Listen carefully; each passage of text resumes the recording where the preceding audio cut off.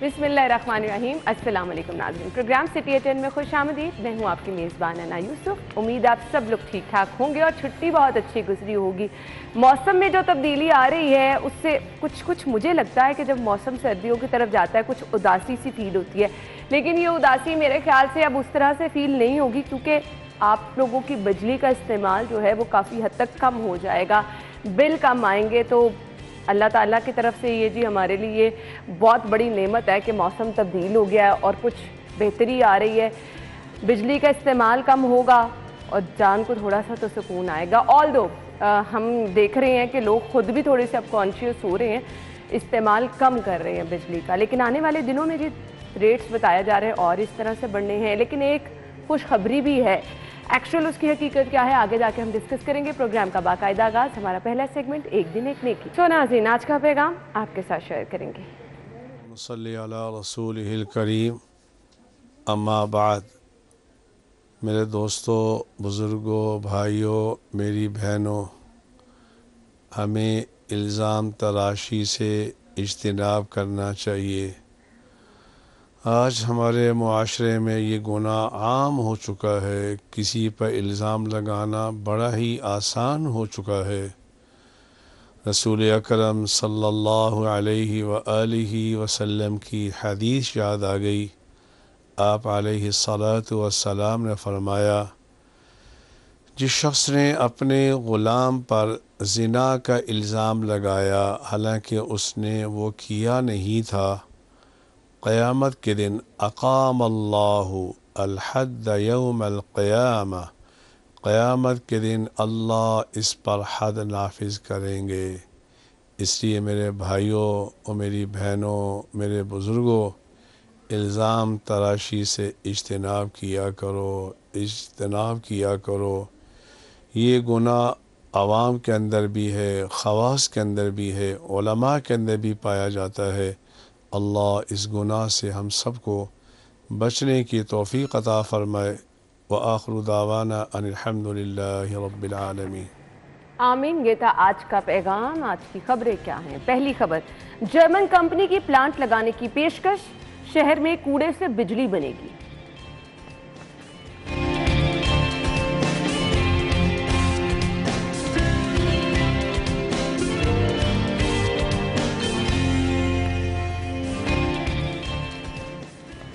अच्छा जी, अगली खबर है, इज्जतों की हिफाजत करने वाले ही इज्जतें पामाल करने लगे हैं। ज्यादती की मुबैना कोशिश, 2 अहलकार गिरफ्तार किए गए हैं। इसके साथ कुछ मॉडल बाजारों की भी हालात डिस्कस करेंगे और सरकारी अराजी पर कब्जों से मुतल्लिक रिपोर्ट्स जो हैं उन पर भी बातचीत होगी। हमारे पास ये खबरें हमारी हैं जिनकी डिटेल्स की तरफ हमने जाना है। हमारे सीनियर रिपोर्टर्स मौजूद हैं, शाहिद सिप्रा साहब और अली साही साहब ने हमें ज्वाइन किया है। अस्सलाम वालेकुम। वालेकुम। क्या हाल चले आपके? ठीक ठाक। अच्छा जी, हमने चलना है पहली खबर की तरफ और मुझे फाइनली कुछ अच्छी खबर भी नजर आई है। आज बहुत अरसे बाद अखबार की लीड ये देखकर हमेशा से ये नजर आता था, बिजली की कीमत बढ़ेगी, इतने ही यूनिट इजाफा हो गया, बिजली बम गिरा दिया गया, कुछ ठंडी हवा का झोंका नजर आया है। खबर हमारे पास है जी, जर्मन कंपनी ने प्लांट लगाने की पेशकश की है, कूड़े से बिजली बनाई जाएगी शहर लाहौर में।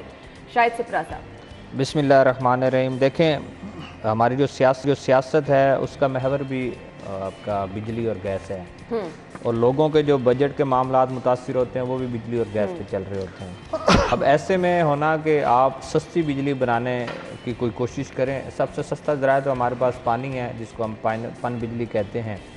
वो 3-3.5 रुपये पर यूनिट उसकी कॉस्ट आती है, तो वो तो हमारे पास है नहीं। अब सेकेंडरी सोर्सेज पे जाना है कि वो क्या हो सकते हैं, तो वो उस पे तो हम पहले जा चुके हैं कि फर्नेस ऑयल, LNG या कोयले पे बनाएं, तो उसके पावर प्लांट्स भी लगाए। वो इतनी महंगी बिजली हुई कि इस सीज़न में आपको पता चल गया होगा, लोग जिस तरह एहतजाज करते रहे और आज भी कर रहे हैं, चूँकि अभी भी बिलिंग हो रही है मुश्किल में। अच्छा, ऐसे में पंजाब गवर्नमेंट क्या करना चाह रही है कि लाहौर में जो ये मेरे ख्याल में महमूद बूटी जो डंपिंग साइट है, इसी साइट पे ही कहीं पर जाकर ये जो प्लांट है उसको लगाने के लिए जर्मनी कंपनी कह रही है। कूड़े से बिजली बनती है। हम जब तुर्की को अपना कूड़ा क्रिकेट जो है वो जब उनको बेचते हैं तो बेसिकली वो इस कूड़े से बिजली ही बनाते हैं, और कूड़े क्रिकेट से जो बिजली बनती है वो सस्ती बनती है। और मेरे ख्याल में अगर पंजाब गवर्नमेंट, जो मैंने खबर में डिटेल आपने पढ़ी है, तमहीद बांध दी बहुत अच्छी, लेकिन जो आपने पहली लाइन बोली ना कि सियासत का महवर ये चीजें हैं, इसमें थोड़ी सी मुझे वो चीज नजर आ रही है कि आप कह रहे हैं कि ये काम नहीं होने वाला। आपने भी तो पहली खबर बिजली की रखी होती है हर मंडे को, याद है। मैं क्या कर सकती हूँ, अखबार पकड़ते ही लीड छपी है और मुझे गेट पे आते ही जब अखबार मिलता है तो मुझे एक्चुअली देख के खुशी होती है। ये तो शुक्र करें अली अकबर ने खबर दी है, नहीं तो ये खुद सिपरा साहब हर संडे को खबर देते हैं और मंडे को सुबह सुबह आके इसको डिस्कस करते हैं।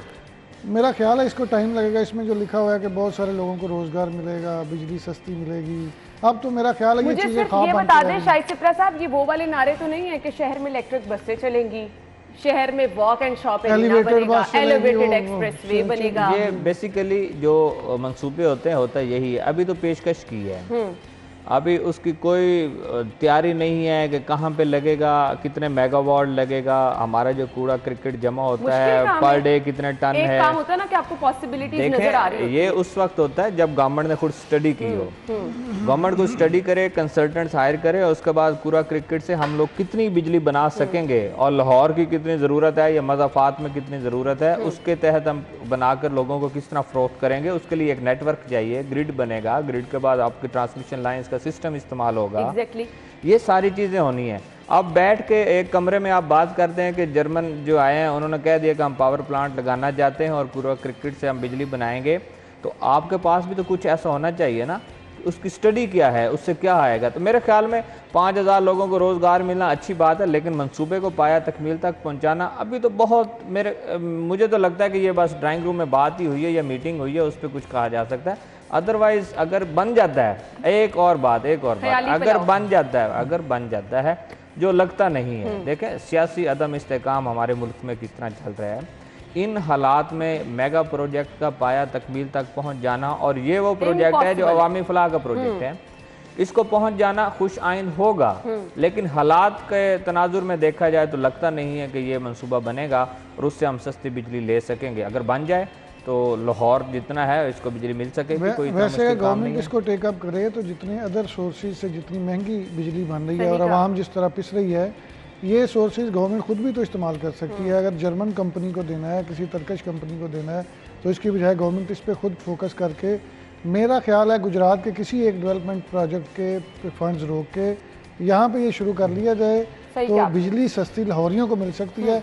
ये ना हो कि फिर कहें कि पहले डीजी खान में ये लगा लें या पहले गुजरात में लगा लें, चूँकि हर चीज़ तो लाहौर में आ रही है। अब इसी चक्कर में लाहौर का बेड़ा गर्क हो रहा है कि हर चीज़ ही लाहौर को दे गए हैं। शहबाज शरीफ सीएम जब थे तब सारे डेवलपमेंट के प्रोजेक्ट यहीं पे होते थे।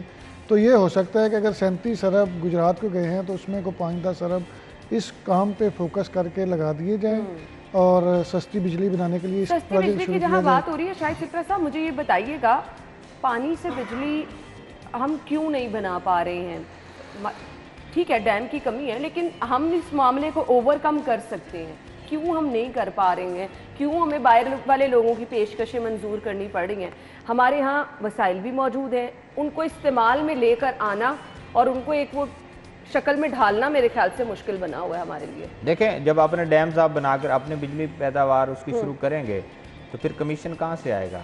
IPPs को जो अदायगियाँ की जाएंगी, अरबों रुपए का जो सर्कुलर डेट आएगा, यानी इम्पॉसिबल कुछ नहीं है, नियतों आप बहरानी कैफियत से निकल जाएंगे तो आपकी सियासत कहाँ स्टैंड करेगी? आप किस चीज़ पे सियासत करेंगे? आपकी तकारीर किसकी बुनियाद पर होंगी? बात करने का मकसद ये है कि अभी जो प्रोजेक्ट चल रहे हैं जिसमें नीलम जेलम है, मोहम्मद डैम जो बन रहा है, ये 2030 में जाकर मुकम्मल होने हैं। अगर 2030 में मुकम्मल होते हैं तो उसके बाद आपके बिजली की जनरेशन में इजाफा होगा, सस्ती बिजली तो सिस्टम में आ जाएगी,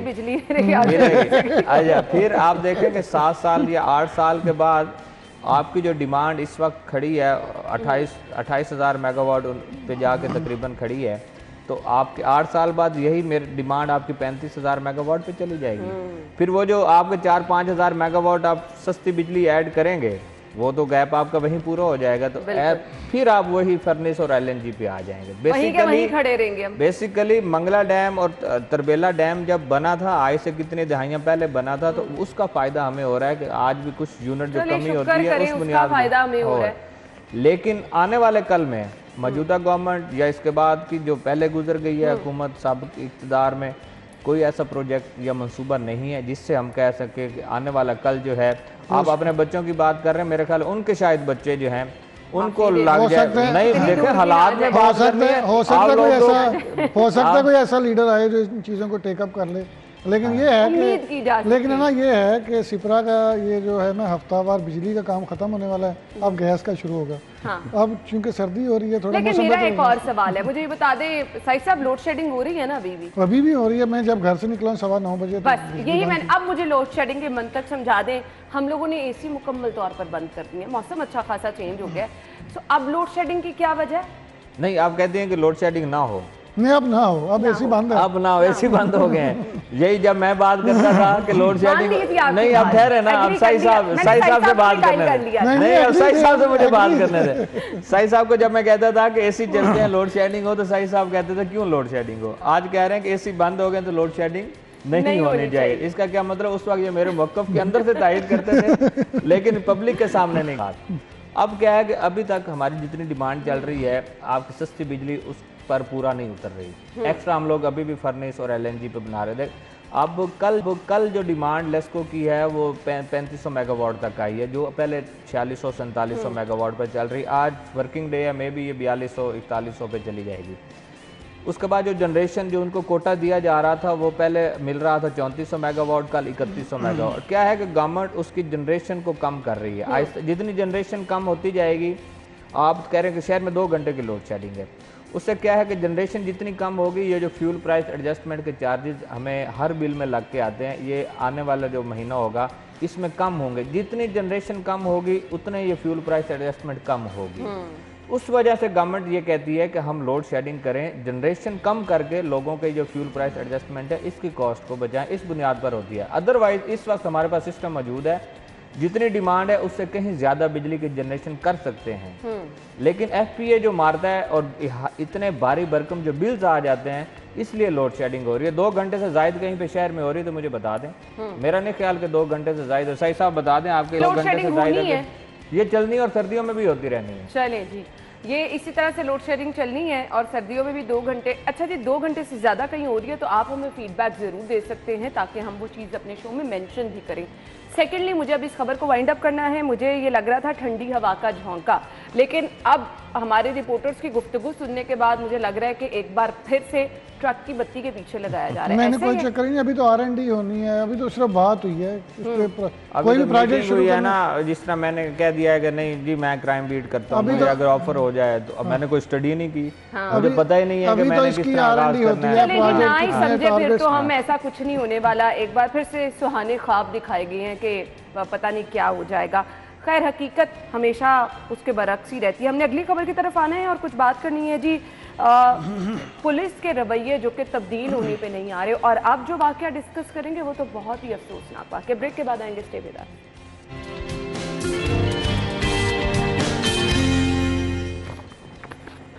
खुश आमदीद, आपको एक बार फिर से शो में कहेंगे। और ख़बर हमारे पास है जी इंतहाई अफसोसनाक। ज़्यादती की मुबैना कोशिश की गई, 2 अहलकारों को गिरफ्तार किया गया है। इज़्ज़तों की हिफाजत करने वाले ही ज़्यादती पामाल करने लगे हैं। मतलब अब आपको इंसाफ कहाँ से मिलेगा? हम आपके साथ बहुत सारे ज़्यादती के वाक़यात शेयर करते हैं, उसमें पुलिस इन्वॉल्व होती है, जो कि हमें कहीं ना कहीं उम्मीद ये नज़र आती है कि जो मुतासिरा लोग हैं अब उनको इंसाफ मिल सकेगा, क्योंकि पुलिस इन्वॉल्व हो गई है। और जहाँ पर पुलिस ही ये काम कर रही है वहाँ पर आपको इंसाफ किसने दिलवाने? साई साहब, है ना, देखें कि पिछले कई सालों से, जब से आपने जर्नलिज्म शुरू किया, यही सुनती आ रही है, थाना कल्चर में तब्दीली, थाना कल्चर में तब्दीली, और इतने पैसे मांगते हैं इस चक्कर में कि आपकी सोच है। आप कह रही हैं इंसाफ, मैं कहता हूँ पहली चीज़ है तहफ़्फ़ुज़ देना। साई साहब, हम देखते हैं पुलिस एहलकार फलां चीज़ों में मुलव्वस हैं, फलां चीज़ों में, हर चीज़ में मुलव्वस हैं, बिल्कुल ही हर चीज़ में मुलव्वस हैं। इनका काम है हमें तहफ़्फ़ुज़ देना। जहाँ पे पुलिस खड़ी है, आपको ये एहसास हो कि हमारे कोई रखवाले खड़े हैं, हमें कुछ नहीं होगा। और अगर यही लोग इस तरह काम करने शुरू हो जाएं, इससे कुछ 4-5 दिन पहले आबद चोई साहब ने एक और ख़बर दी थी कि किसी एहलकार ने बच्चे के साथ बदफेली भी की थी, वो भी रिपोर्ट हुई थी।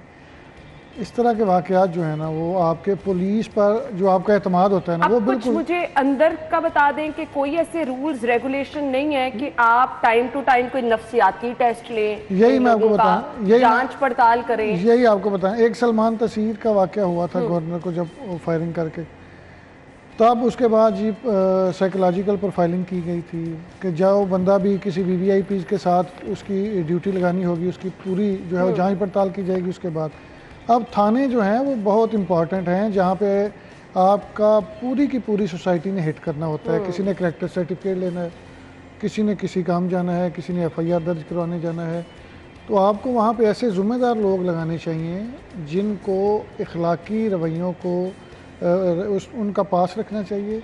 अब देखें ना, रात के वक्त अगर एक खातून जो है या एक लड़की जा रही है, उसको पुलिस वाले रोक रहे हैं, पहले तो इखलाकन ये नहीं बनता कि एक लड़की और लड़का जा रहे हैं उसको आप रोकें, उनकी आप तलाशियाँ लें, फिर उनके साथ जो हुआ ये तो नेक्स्ट लेवल है ना, इनको तो छोड़ना ही नहीं चाहिए किसी सूरत में भी।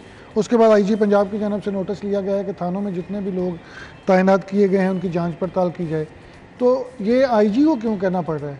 ये तो मुतलका डीएसपी एसपी का काम है कि जितने लोग थानों में लगे हैं उनकी प्रोफाइलिंग की जाए कि उनका क्या लेवल है, क्या वो इस काबिल हैं कि उनको नाके पे खड़ा किया जा सके। भी करेंगे ये तो वाकया रिपोर्ट हो गया। इसी नौयत के सिपरा साहब बहुत सारे वाकयात होते होंगे नहीं नहीं आते। ना, मैं आपको बता रहा हूँ, मैं और जाहिद चोई साहब पिछले 4 दिन से एक वकूआ हुआ है, उनके एक अजीज़ हैं उनके साथ। 4 दिन से मैंने आईजी साहब के पीएसओ साहब का भी फ़ोन कराया, मुतलका आरपीओ का भी फ़ोन कराया, और वो स्कूल टीचर हैं, उनको अभी तक उसी तरह थ्रेट किया जा रहा है। और जो पुलिस का एटीट्यूड है, उस बंदे को उसके किसी अजीज़ ने आके मारा है, बदतमीज़ी की है। स्कूल टीचर है वो ग्रेड 17 का, उसने 15 पे कॉल की है, पुलिस वाले आए हैं, बंदे को पकड़ा है जो जिसके अगेंस्ट उन्होंने कॉल की थी, 15 मिनट बाद छोड़ दिया, वो दोबारा है, उसने दोबारा आके मारा है। और फिर ये होता है कि पुलिस उसके खिलाफ उल्टा मुकदमे की दरख्वास्त लेती है और उसको फिर हरासा कर रही है कि आप पे मुकदमा दर्ज कर दिए। ये एटीट्यूड है, ये इंसाफ हमें मिलेगा, ये हमारे साहब इंसाफ कहाँ से फिर आम लोग तलाश करें? मुझे ये बता दें, यहाँ तो किसी गरीब की किसी आम बंदे की सुनवाई नहीं है अगर तो ये सब कुछ हो रहा है।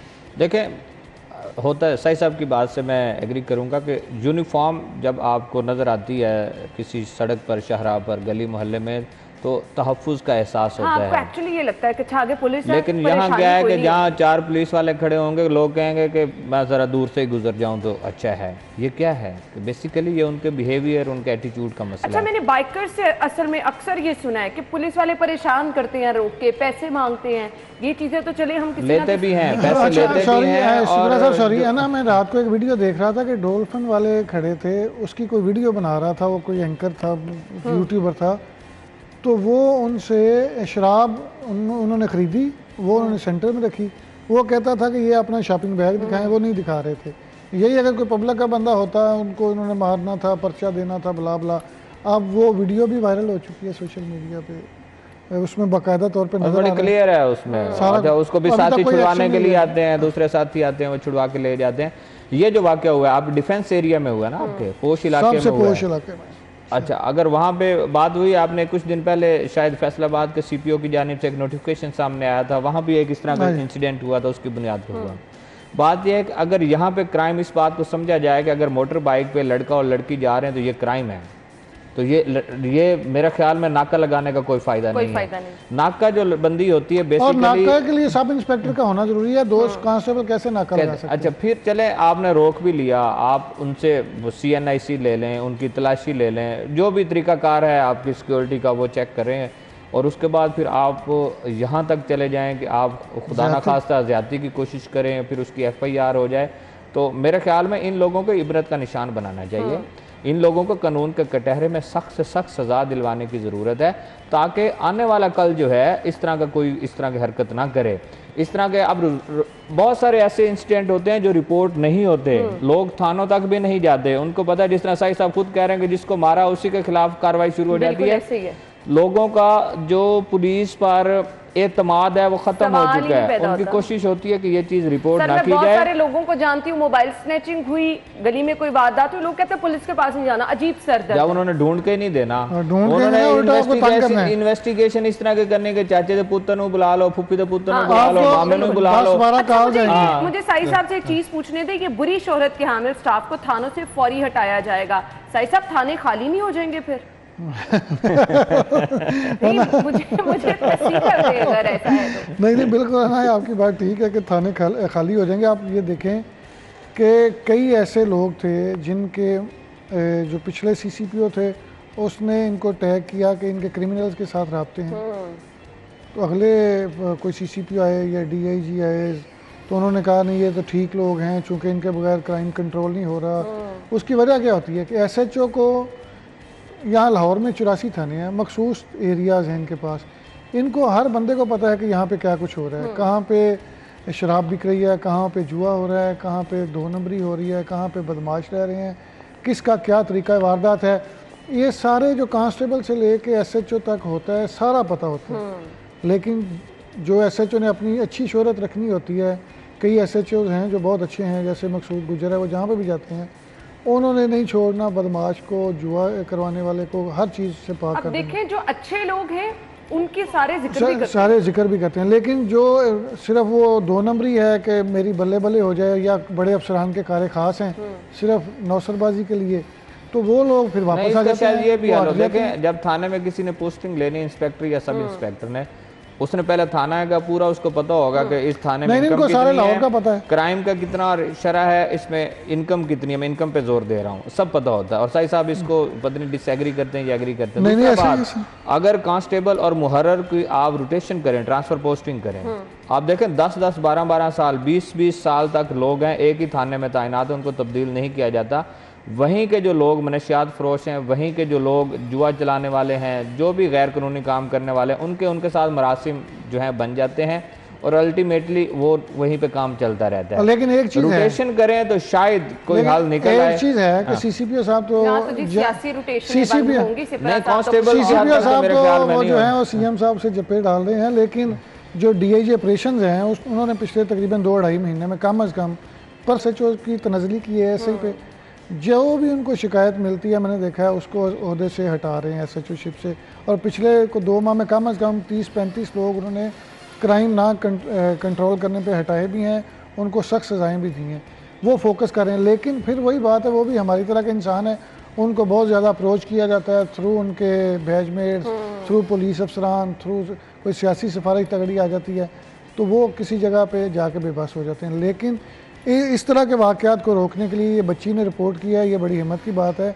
दर्जनों ऐसे वाक़यात रोज़ रिपोर्ट होते हैं, कई ऐसी जो बाकायदा तौर पे जहाँ पे पुलिस वाले, एक वक़ूआ हुआ था मियां महमूद रशीद के बेटे का, बड़ा हाईलाइट हुआ था। उसमें बेसिकली कांस्टेबल करते क्या थे कि उन्होंने एक जगह रखी थी मखसूस जहाँ पे लाइटें नहीं थी, वहाँ पे कोई भी लड़की लड़का आते थे उसको रोकते थे, उनकी वीडियोस बनाते थे, कहते थे आपकी सोशल मीडिया पे वायरल कर देंगे, टीवी पे चलवा देंगे, आपके वालिदैन को भिजवा देंगे। उनके फ़ोन में कोई 70-80 वीडियोज़ ऐसी बरामद हुई थी जिन लोगों को वो ब्लैकमेल करते थे, उनसे पैसे निकलवाते थे। तो वो मियां महमूद रशीद का बेटा भी किसी दोस्त के पीछे गया था जिनकी उन्होंने वीडियो लड़की और लड़के की बनाई थी और उनको लेके गए थे ATM पे जहाँ से पैसे निकलवा रहे थे। तो ये बहुत सारे ऐसे कांस्टेबल्स हैं जो थाने में भी नहीं लगे होते। भाई साहब, कहाँ से फिर लोगों को इंसाफ मिलना है? जो हम चीज़ें कहते हैं कि पुलिस से हमने इंसाफ लेना है, रिश्वत अगर हो रही है आपकी पुलिस उसमें मुलव्वस है, हम कहते हैं कि कहीं पर मनशियात का काम हो रहा है, पुलिस भी वो सारे काम कर रही है, अगर यहाँ पर राहजनी की वारदातें हो रही हैं, ज़्यादती की वारदातें हो रही हैं, पुलिस भी वो सब कुछ कर रही है, फिर इंसाफ कहाँ से मिलेगा? ये क्वेश्चन मार्क है और बहुत बड़ा क्वेश्चन मार्क है। ब्रेक के बाद वापस आते हैं।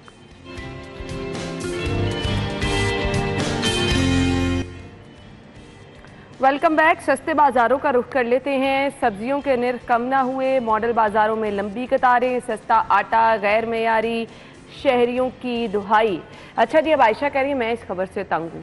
क्या करें जी, लोग तो तंग नहीं है, लोगों को तो ऑनेस्टली कह रही मैं तो इस खबर से तंग हूँ। अब जिन लोगों ने सस्ते बाज़ारों में संडे का दिन मुकर्रर कर रखा है कि अच्छा जी इतवार को यहाँ पर सस्ते बाजार लगते हैं, हमने जाना सस्ता फिर नहीं कुछ मिलता। आयशा से पूछें कि उसने सब्जी लेनी होती है? बिल्कुल नहीं लेनी होती है, बिल्कुल नहीं। कभी अपने हस्बैंड से तो पूछें? बिल्कुल भी नहीं। कभी सास से तो पूछें कि जिन्होंने वीकली जाना होता है और जाके सब्जी फल फ्रूट इन्हीं बाज़ारों से लेना होता है। और फिर मैं आपको बताऊं, फल सब्जियां तो चलो चलती रहेंगी, कोई सैलाब का बहाना बन जाएगा, कभी कुछ बहाना कि महंगी हो रही हैं उसकी वजह से सारा कुछ चल रहा है, कहीं ज़ख़ीरा अंदोज़ी का मामला हो जाएगा, ये तो चलता रहेगा। सबसे बुरा जो हमारे साथ हो रहा है, जो आने वाले कल में बहरान भी पैदा होगा और इससे कहीं संगीन शायद हो जाए, क्योंकि अभी तो गंदम उसकी काश्त होनी है, उसमें भी 1 महीना भी रहता है, उसके बाद काश्त होगी, 3 महीने के बाद पकेगी, चौथे महीने उतरेगी और 5 महीने जाके उसके बाद 5 महीने के बाद हमें गंदम दोबारा मिलेगी।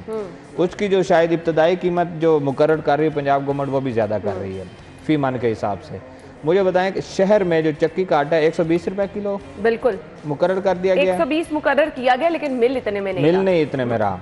यही कुछ महीने पहले ये हम 83, 82, 84 रुपए किलो के हिसाब से जा रहे थे। इसका क्या मतलब है कि 2-3 महीने बाद यही आटा खुदा ना खास्ता, मैं नहीं कहता कि ना जाए, लेकिन चला जाएगा 130, 140 रुपए किलो पे चला जाएगा और उस वक्त इसको ख़रीदना मुश्किल हो जाएगा।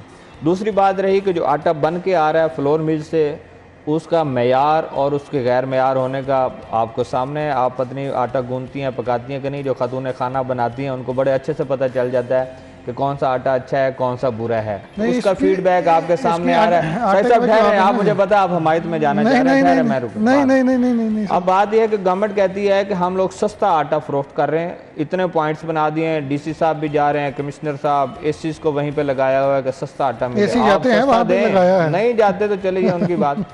सस्ते आटे के ट्रक्स आपने खड़े कर दिए, लेकिन वो आटा इस तरह का है वो खाने के काबिल नहीं है। तो फिर इन ट्रक्स को लगाने का क्या फ़ायदा, फिर उसकी तशहीर करने का क्या फ़ायदा कि गवर्नमेंट का जो आटा है वो इतने रुपए है में है, वो 900 कुछ का है और वो 1300 कुछ का है। मुझे बताएं 400-500 रुपए एक जो उसका है वो थैला, उसमें फ़र्क आ रहा है कीमत का, तो उसका मेयार भी उसी तरह होगा? बिल्कुल मेयार नहीं है मुमकिन। इसलिए मेरे ख्याल में मेयारी खाना जो जाता है ना सस्ते बाजार में, उसका मेयार चेक करें, और जो आटा जाता है किसी पोश एरिया के बड़े सुपर स्टोर में, उसका मेयार चेक करें, आपको ज़मीन आसमान का फ़र्क नज़र आएगा। उसकी वजह यह है कि किसी जगह पे ये होता है कि जो गवर्नमेंट गंदम सप्लाई कर रही है, कई जगह होता है वो ख़राब होती है, लेकिन ज़्यादातर ये होता है कि फ्लोर मिलों में जब ग्राइंडिंग होती है तो उसमें या तो पानी बहुत ज़्यादा डाल दिया जाता है, या उसमें ऐसी गंदी गंदम मिक्स कर दी जाती है जो ख़राब होती है, और उसको भी साथ में वो डिस्पोज ऑफ करना चाहते हैं अच्छी गंदम के साथ। आपने कौन सा आटे में घुस के देख लेना कि ये सारी की सारी ठीक है।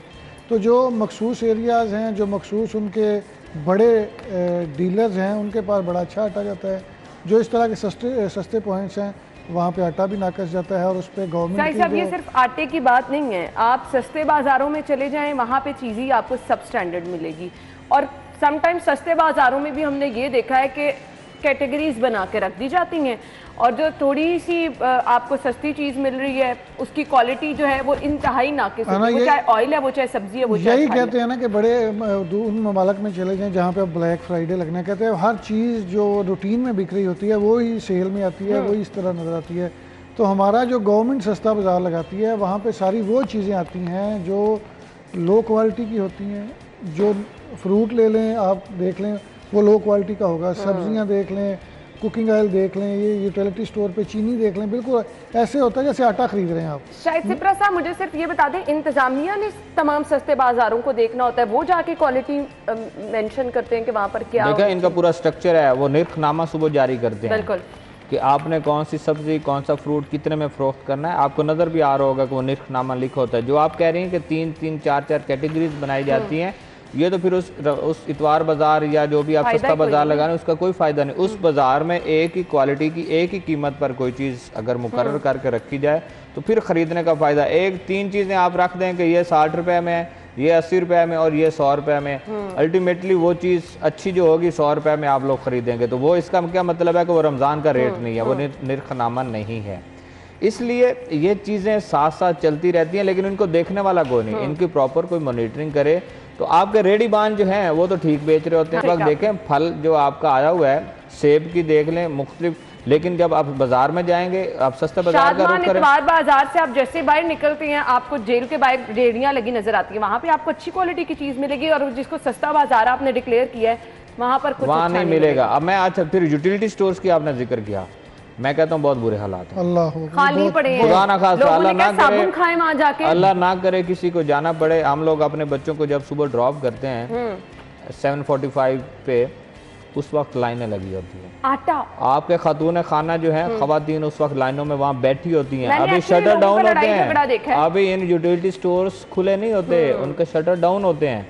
उसके बावजूद 50, 60, 70, 80 जो मर्दों खवातीन हैं ये हालात बदलने वाले नहीं है। मुझे ब्रेक का इशारा क्यों नहीं बदलने वाले? गवर्नमेंट को चाहिए बदल, रियासत की जिम्मेदारी है। बिजली वाली बात ही आ गई, जब कोई खुद ही नहीं करना चाह रहा अपनी तो कहते हैं कि कम इस्तेमाल करें। अभी यहाँ भी ये मशवरा दें, आटा भी कम इस्तेमाल, हमारे पास ऑप्शन कोई नहीं रह जाती। ब्रेक के बाद वापस आते हैं, नाज़रीन हमारे साथ रहिएगा।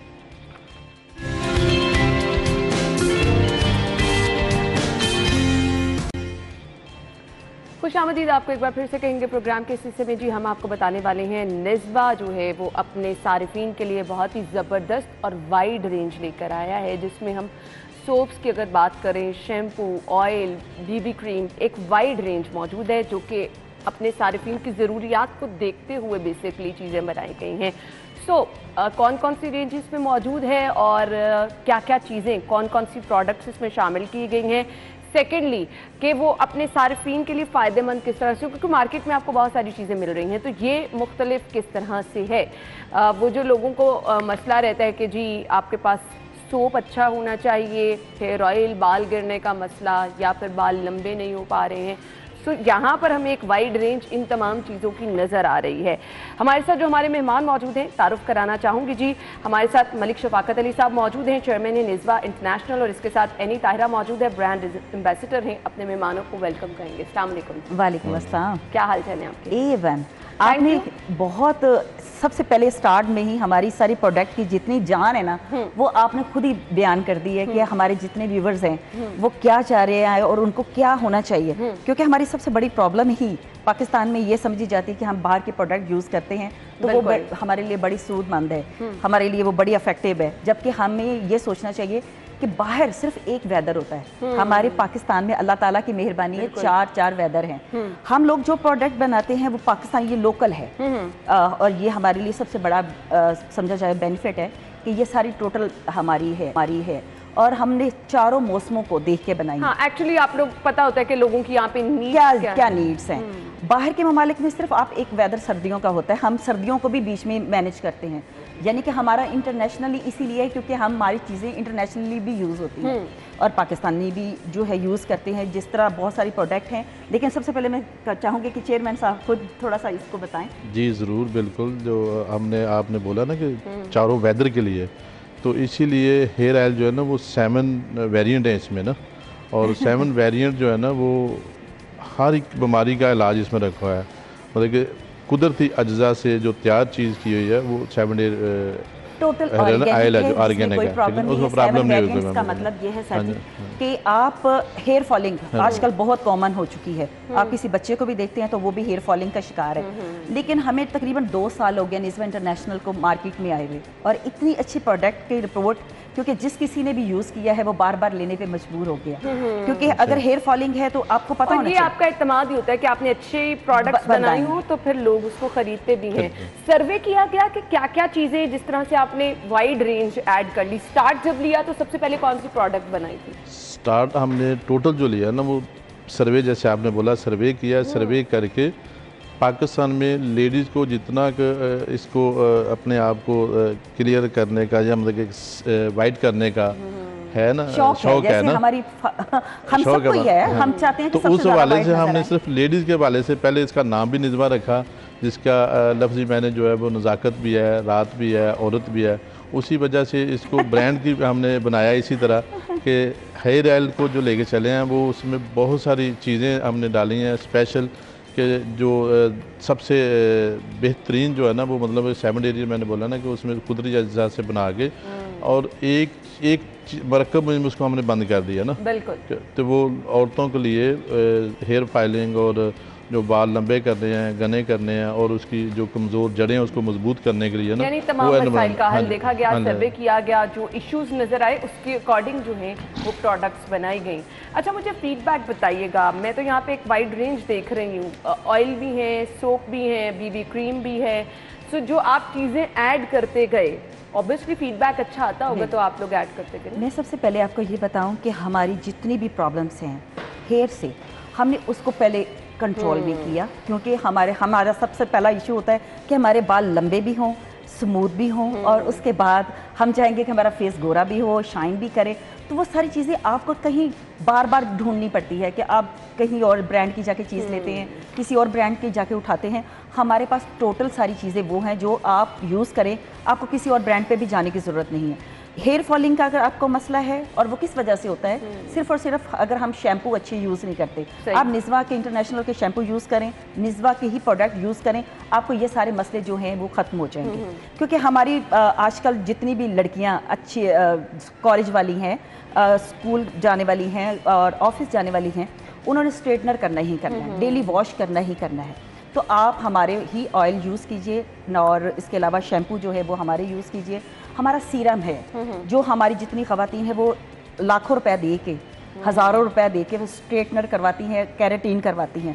हमारा सीरम है, आप उसको डेली आप वेट हेयर के ऊपर हल्का सा यूज़ कीजिए और उसके बाद आप उसको अप्लाई कीजिए। आपको वही लुक देगा जो आपने लाखों रुपए या हज़ारों रुपए दे के आपने पार्लर से करवाना है, वो आपके अपने हाथ में है। और उसके बाद आप स्ट्रेटनर करें, कोई आपके बाल डैमेज नहीं होंगे, आप बड़े इजीली इसको कर सकते हैं। हेयर केयर की एक वाइड रेंज मौजूद है आपके पास, ऑयल, शैम्पू, सीरम, जो आपको अपने बालों की हिफाजत के लिए तमाम हेयर ऑयल तो देखिए जी, हर बड़े बुजुर्ग भी कहा करते थे कि भी आप ऑयलिंग जरूर करो, और हमारे पास तो सारे ही ऑर्गेनिक हैं, और वही हैं जो हमारे बड़े बुजुर्ग कहा करते थे कि भी इसमें गरी होना चाहिए, इसमें हनी होना चाहिए, इसमें हमारे पास हर्बल है, मिक्स तेल का हर्बल हम है कहते हैं ना जी, प्रोडक्ट्स मौजूद होनी चाहिए, वो है टोटल है हमारे पास। हम ये भी दावा कर सकते हैं कि जो हमारे कैमरामैन साहब जैसे कुछ बालों से उड़ चुके हैं वो भी यूज करें तो वो भी उनके बाल भी आ जाएंगे। सही यानी कम बाल जिनके हैं उनके लिए क्योंकि हमारे रंग गोरा करना हमने कहा हर किसी का शौक है, तो क्रीम्स मौजूद है रंग गोरा करने। बिल्कुल जी,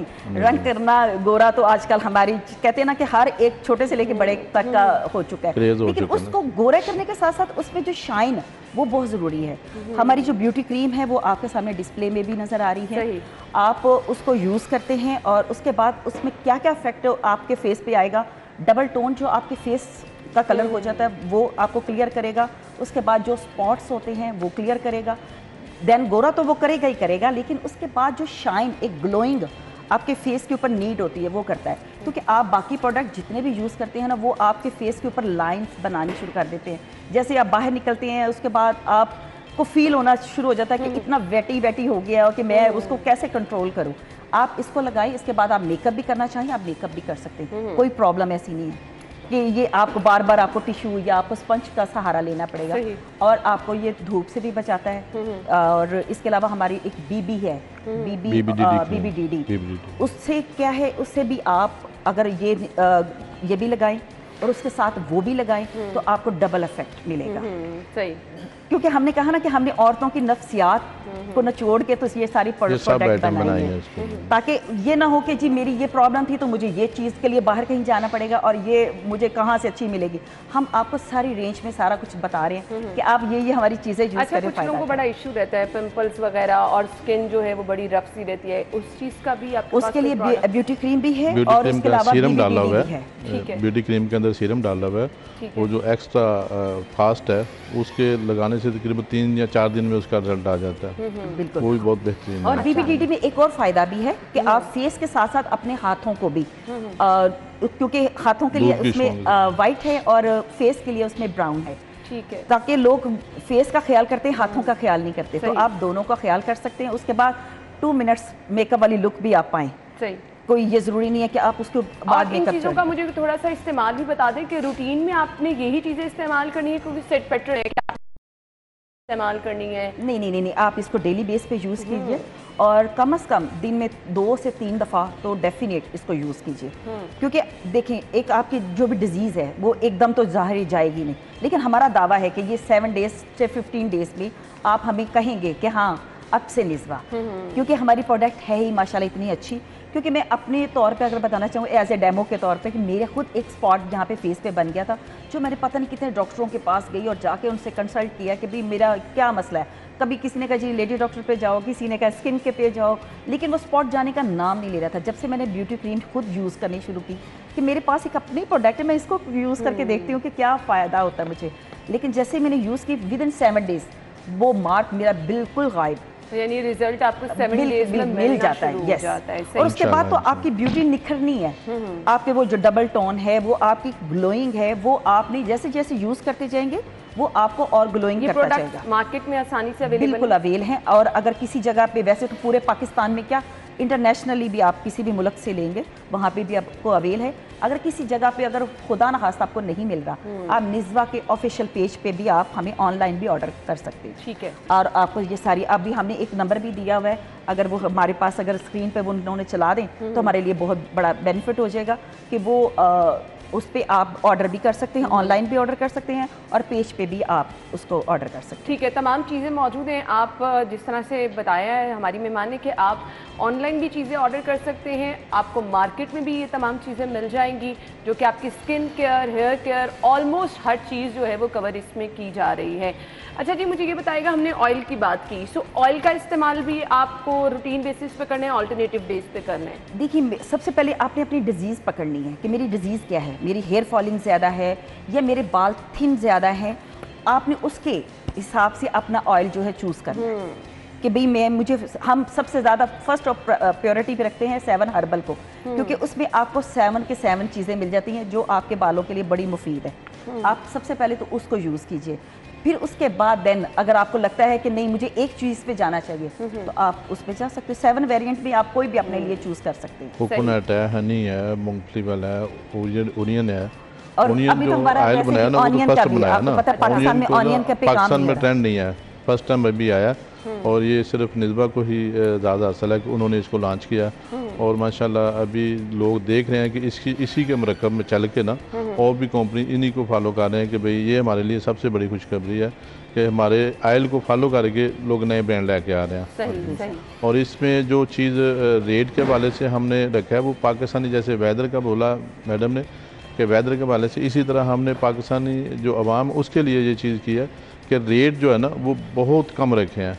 इंटरनेशनल लेने जाएंगे तो हाँ जी, ये इंटरनेशनल लेने जाएंगे तो पाकिस्तानी अगर रिपोर्ट में देखेंगे तो वो तकरीबन 1500-2000 रुपये मिलता है, लेकिन ये 200 ml का आयल है और रेट इसका कितना है, बिल्कुल 350 रुपये रेट है इसका। ये पाकिस्तानी अवाम के जो इकानमी है उसके मुताबिक हमने इसको फॉलो किया है कि रेट भी इसके ज़्यादा नहीं होने चाहिए ताकि आप आम बंदा जो है वो आसानी से खरीद सके और उसको फ़ायदा भी हो सके।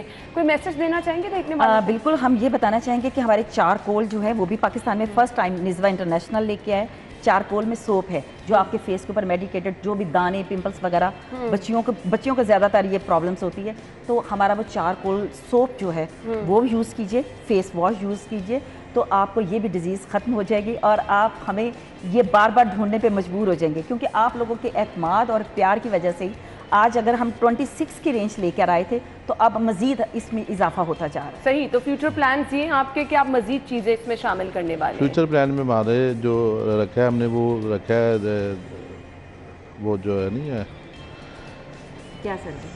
अभी हमने सोचा हुआ है कि हमने ऑनियन का किया है, ऑनियन अभी का हमारा किया हेयर स्प्रे भी आ रहा है, हेयर स्प्रे के बारे से ना, हेयर रूम स्प्रे है, बॉडी स्प्रे है, होमिंग स्प्रे है, ये चीज़ें जो है मार्केट में बी रेंज में हम लेके जा रहे हैं। सही, तो ये प्लान की जा रही है कि ये चीज़ें पाइपलाइन में अभी ये सब चीज़ें जो है। सही, तो ये सारिफीन का इत्तेमाद देखते हुए ये चीज़ें मज़ीद जो है वो ऐड की जा रही हैं ताकि मज़ीद चीज़ें जो हैं वो आप तक पहुँच सके। सो नाज़रीन के पास एक वाइड रेंज, अगर आपको ऑयल चाहिए, अगर आपको सोप चाहिए, अगर आपको रंग गोरा करना है तो उसके लिए भी यहाँ पर चीज़ें मौजूद हैं। आप इनका पेज भी फॉलो कर सकते हैं, मार्केट में भी ये चीज़ें अवेलेबल हैं और इसके साथ साथ ऑनलाइन आप ऑर्डर करके घर भी ये चीज़ें मंगवा सकते हैं। थैंक यू सो मच, आपके वक्त का बहुत बहुत शुक्रिया।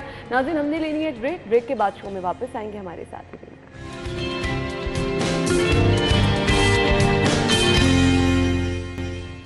खुश आमदीद आपको एक बार फिर से कहेंगे। हमारे रिपोर्टर सईद अहमद सईद आपको खबरें देते रहते हैं कि फ़लाँ एयरलाइन की जो टिकट है उसमें इतना इजाफ़ा, यानी वो लोग जिन्होंने कराची का सफ़र करना है, लाहौर से कराची जाना है या दीगर शहरों का रुख करना है और अब किराए इतने ज़्यादा बढ़ गए हैं।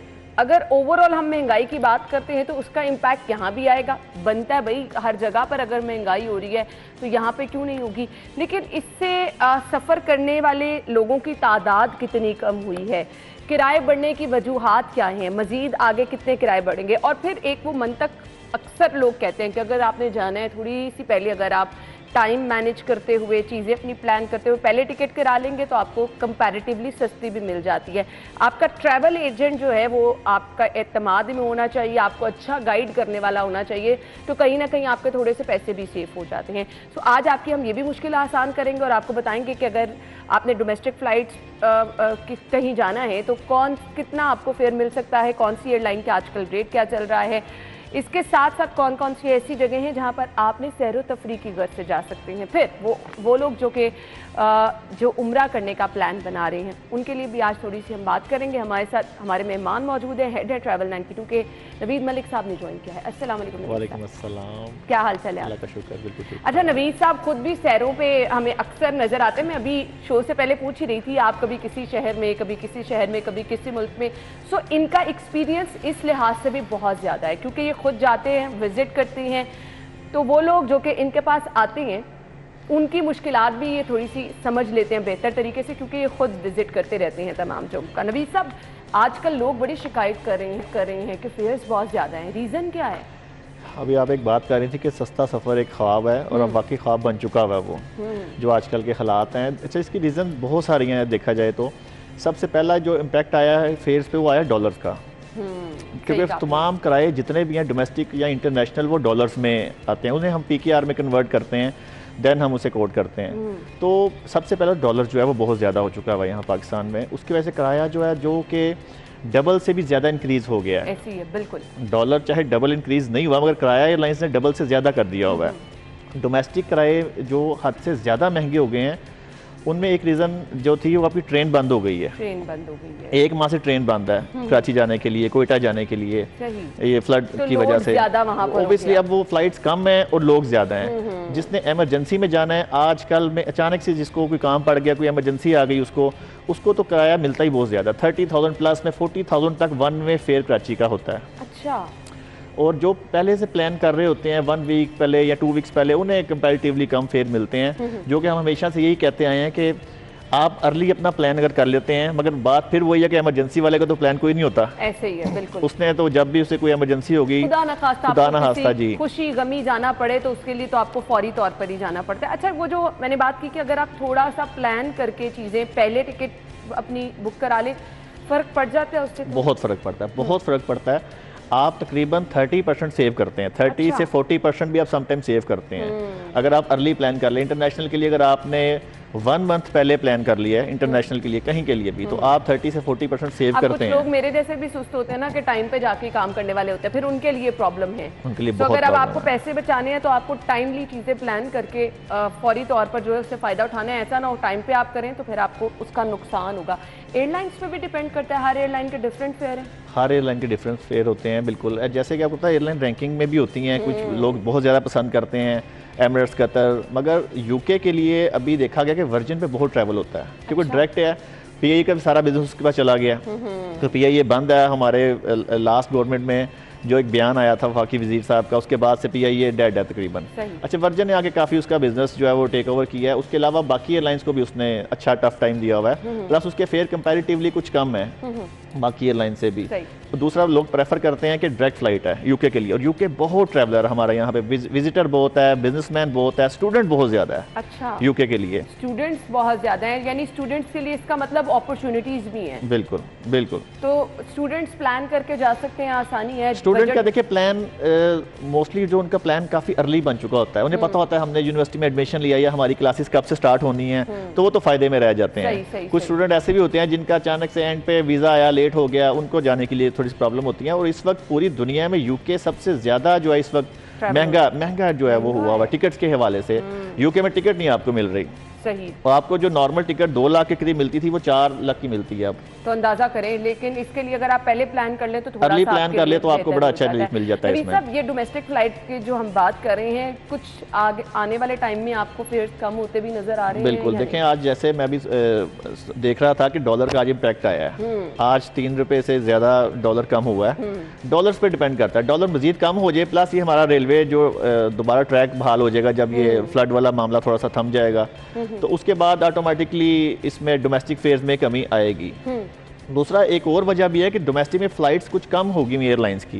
ये जो 2-3 निजी एयरलाइंस हैं, इनको रूट मिल गए हैं जद्दा के, दुबई के, शारजा के, तो इनके पास तो सिर्फ होते ही 2-2, 3-3, 4-4 प्लेन हैं। तो जब वो इन रूट्स पे अपने प्लेन को चला देते हैं तो डोमेस्टिक में इसका इम्पैक्ट आता है। डोमेस्टिक में फ्लाइट्स कम हो जाती है, किसी एयरलाइन की 4 थी वो 2 रह गई, किसी की 3 थी वो 1 रह गई, तो उसका भी इम्पैक्ट आता है। रवि साहब, एक बहुत आम शिकायत रहती है, हमारे अपने लोग, रिश्तेदार, दोस्त अहबाब उम्रे के लिए जो लोग जाते हैं, फ्लाइट्स डिले होना मामूल बन गया है और टाइमली ना तो इन्फॉर्म किया जाता है। मुझे ये बता दें कितना ज़रूरी है, और अगर आपने कहीं पे भी जाना है प्रॉपर तरीक़ेकार के, आपको अपनी फ़्लाइट से कितनी देर पहले कॉल करके पूछ लेना चाहिए अपने ट्रैवल एजेंट से या एयरपोर्ट से, ताकि आप परेशानी से बच सकें। अभी तो जो उम्रे पे जाने वाले लोगों के यानी कि जो फ़्लाइट्स का हाल है वहाँ पर, मैं तो कहता हूँ कि आप डेली बेसिस पे चेक किया करें। स्पेशली आपने जिस दिन ट्रैवल करना है उससे एक दिन पहले, अगर आपकी next day early morning flight है, आप नाइट में चेक करें, अगर इवनिंग में तो मॉर्निंग में चेक करें कि आपकी फ़्लाइट ऑन टाइम है, क्योंकि आपका सारा प्लान हुआ होता है, आप उसके बाद ख्वारी होती है आपको। तो उम्रे के लिए सबसे पहले तो ये ज़रूरी है जाने के लिए, क्योंकि कुछ ऐसी एयरलाइंस में जो डिस्टर्ब करती हैं वहाँ पे आपको काफ़ी होते हैं लोग इसमें। अच्छा, इसके अलावा उम्रे में कुछ अच्छी चीज़ें अब जो आई हैं, जो कि बहुत खुशाइन चीज़ें हैं, वो ये हैं कि अब आप उम्रे का वीज़ा लेकर किसी भी सिटी में जा सकते हैं। पहले रिस्ट्रिक्शन थी कि आप सिर्फ मक्का में जा सकते हैं, मदीना में जा सकते हैं, और जद्दा से आप वापस आ सकते हैं, जस्ट ये था पहले। अब आप किसी भी शहर में जा सकते हैं उस वीज़े पर। एक तो उसकी मयाद बढ़ा दी गई है, पहले 1 मंथ था, वो 90 डेज कर दिया गया है। बहुत अच्छी 90 डेज के बाद आप अपने मतलब किसी अजीज़ वकारों को मिलने के लिए जब रियाज चले जाएं, दमाम चले जाएं, वहाँ से वापस आ जाएं, तो लोग ये इसको बड़ा खुशी से अब देख रहे हैं। ये तो बहुत अच्छा इनिशिएटिव लिया बिल्कुल। कुछ ऐसे जानने वाले भी मेरे हैं जो कि जिनके बहन भाई किसी और शहर में रहते थे, उन लोगों को मिलने के लिए पहले इनके इस सिटी में आना पड़ता था जहाँ पे आते थे। अब ये अपना उम्रा, अपनी इबादत कंप्लीट करके उस शहर में चले जाते हैं, वहाँ पे 5-7 दिन रह के वापस पाकिस्तान आ जाते हैं। अब अगर ये आसानी दी गई है तो मुझे ये भी बता दीजिएगा कि आप अपने वो लोग जिन्होंने ट्रैवल करना है, तमाम उनके साथ ट्रैवल एडवाइजरी शेयर कर देते हैं कि अगर उन्होंने दूसरे शहरों को जाना है तो उनके लिए आसानी भी हो जाए। बिल्कुल। अभी तो ये लेटेस्ट बिल्कुल ये इन्होंने स्टार्ट किया है, तकरीबन 20 से 25 डेज हो गए हैं। तो जिसके बाद हमारा स्टाफ तमाम लोगों को ये ब्रीफ करता है, ज़बरदस्त करता है कि जी अब आपके लिए ये भी एक चीज़ है, सहूलत है कि अब आप जा सकते हैं। तो उसके बाद अकॉर्डिंगली लोग अपना प्लान चेंज भी कर रहे हैं कि चाहते हुए मैं रियाज से आ जाऊँगा, मेरा फलाना अजीज़ है, मैं कुछ दिन वहाँ पे स्टे करूँगा, तो ये एक अच्छा है। उसके अलावा देखें उम्रे में एक और जो, जैसे अभी हम लास्ट पे हमारा अपना एक ग्रुप गया था अपना, बिल्कुल, तो तब तो काफ़ी रिस्ट्रिक्शंस थी। बिल्कुल। अभी उन्होंने वो जो बाउंड्रीज थी खाना काबा के राउंड में, वो भी खत्म कर दी हैं। आप अल्लाह के घर को हाथ भी लगा सकते हैं, घूम भी सकते हैं, तमाम ज़ियारत पे भी अब खत्म हो गई हैं वो। ये चीज़ एक अच्छी हो गई है। चलें जी, उम्रा ज़ायरीन के लिए तो ये बहुत बड़ी खबर है, अच्छी खबर है, आप लोग जा सकते हैं, हर तरह के रिस्ट्रिक्शन को ख़त्म कर दिया गया है। अब वो लोग जिन्होंने सैर तफरी की घर से जाना है, महंगाई आपको पता है बहुत ज़्यादा है, लोग कहते हैं पैकेज अच्छा किसी हमें ट्रैवल एजेंट से मिल जाए और उसमें हम इंजॉय भी बहुत कर लें, तमाम पैकेज में चीज़ें मौजूद हों। कहाँ कहाँ लोग सैर तफरी की घर से जा सकते हैं? अच्छा, अभी लेटेस्ट में तो मैं फिर वही बात करूँगा, डॉलर इम्पैक्ट की वजह से हर चीज़ बहुत महंगी लगती है पाकिस्तान से ट्रैवल करने वालों को, क्योंकि होटल्स के रेट भी डॉलर में हैं, वीज़ा भी चलें, उसके अलावा टिकट्स के रेट भी डॉलर में हैं, मगर फिर भी उसके बावजूद लोग ट्रैवल करते हैं। हाँ, अपने बजट को थोड़ा सा वो कम कर लेते हैं, डेज को कम कर लेते हैं थोड़ा सा, और उसके बाद जो है वो जाना शुरू हो जाते हैं वो। अच्छा, अब जैसे कि सीज़न अब चेंज हो रहा है, विंटर आ रहा है, तो विंटर में देखना पड़ता है डेस्टिनेशन कौन से आपको सूट करते हैं। यूरोप सेक्टर में थोड़ा सा लोड कम हो जाता है क्योंकि सर्दी वहाँ बहुत होती है, और इसके अलावा फार ईस्ट आपका ज़्यादा चलना शुरू हो जाता है इस सीज़न में। यूएई तो अपना पूरे 12 माह चलता है यूएई तो, मगर इस सीज़न में ज़्यादा यूएई बहुत हॉट डेस्टिनेशन होता है क्योंकि वेदर वहाँ पे अच्छा होता है। फार ईस्ट में वेदर अच्छा होता है, वहाँ पे लोग काफ़ी ट्रैवल करते हैं। टर्की का ट्रैवल जो पूरा साल चलता है, मगर अक्टूबर के बाद वो रुक जाता है।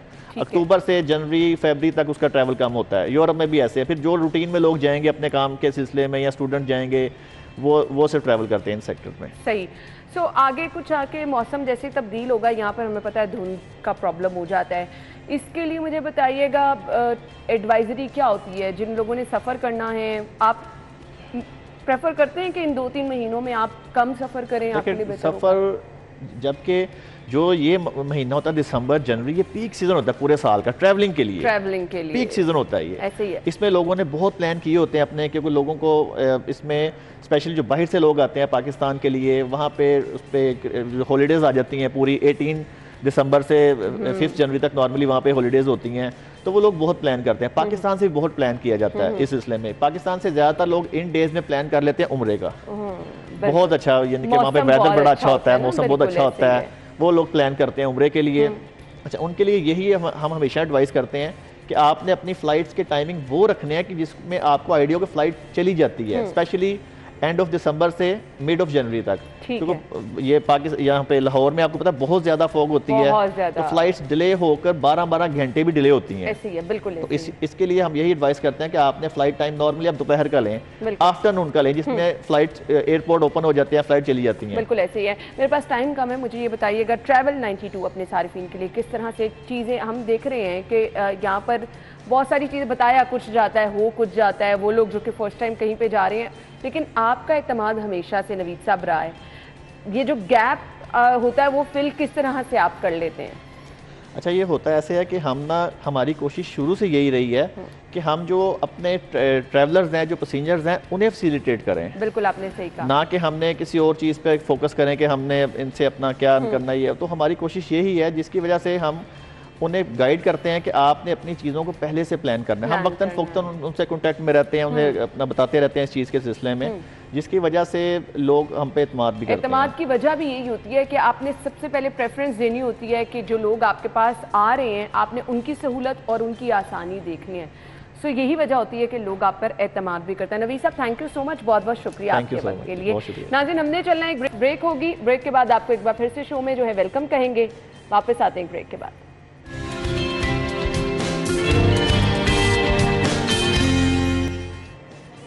ब्रेक के बाद खुश आमदीद। और प्रोग्राम में इस हिस्से में जो हमने सेगमेंट शामिल करने हैं, सेगमेंट में आपको बताएंगे मौसम की सूरत हाल, जो कि हमें अब लग रहा है कि अच्छा खासा मौसम तब्दील हो रहा है। सो बारिश के इम्कानात हैं या नहीं? वीकेंड पे तो बारिश हुई, लेकिन अभी आज का दिन कैसा रहने वाला है टुडेज वेदर में?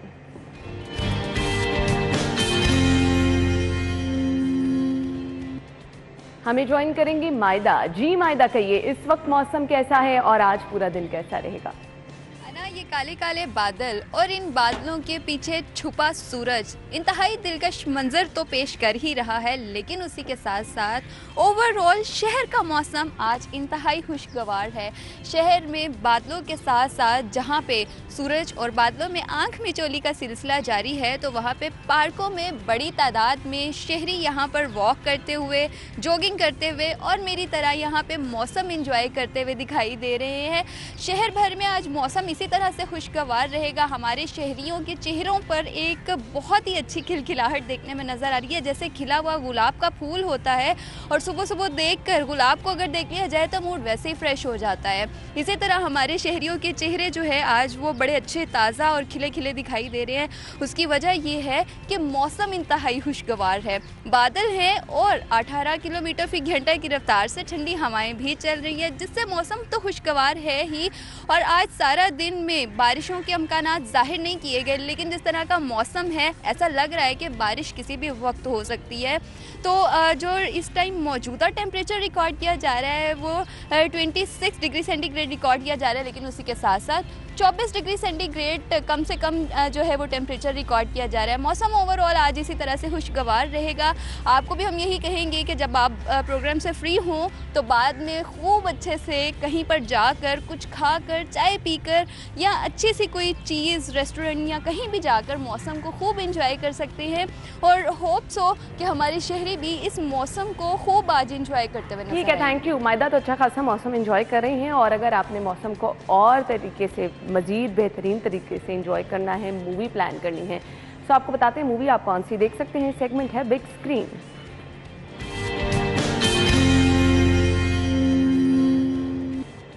मूवी का नाम है जी अवतार, और ये आप देख सकते हैं यूनिवर्सल सिनेमा में।